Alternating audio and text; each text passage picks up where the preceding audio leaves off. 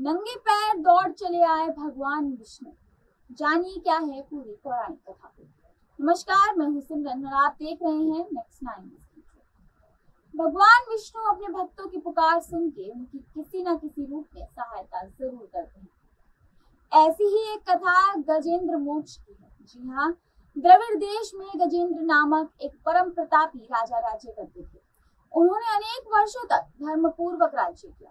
वृद्धावस्था में उन्होंने राजपाट त्याग दिया और मलय पर्वत पर आश्रम बनाकर तपस्या करने लगे। एक बार की बात है, महर्षि अगस्त्य शिष्यों सहित गजेंद्र जी के आश्रम में पधारे। उस समय गजेंद्र समाधि में लीन थे, इसलिए उन्हें महर्षि के आगमन का पता नहीं चला।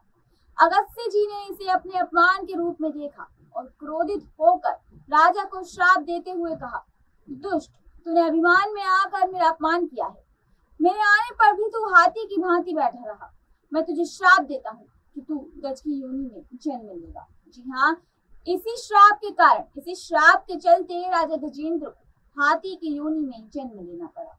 लेकिन पुण्य कर्मों के कारण हाथी की योनि में भी उन्हें पूर्व जन्म की स्मृति रही और वे निरंतर भगवान विष्णु का स्मरण करते रहे।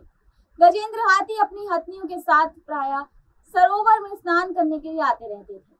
गजेंद्र बहुत ही विशाल और शक्तिशाली था। जी हाँ, उसे देखकर अन्य पशु पक्षी डरकर भाग जाते थे। एक दिन गजेंद्र अपनी पत्नियों के साथ सरोवर में क्रीड़ा कर रहा था। तभी एक विशाल ग्रह यानी कि मगरमच्छ ने गजेंद्र की टांग पकड़ ली और उसे सरोवर के भीतर खींचने लगा।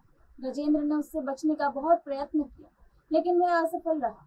अंत में उसने भगवान विष्णु का ध्यान किया और उनसे रक्षा की प्रार्थना की। उसकी करुणामयी स्थिति सुनकर भगवान विष्णु उनकी रक्षा करने हेतु वहां नंगे पैर ही भागे चले आए।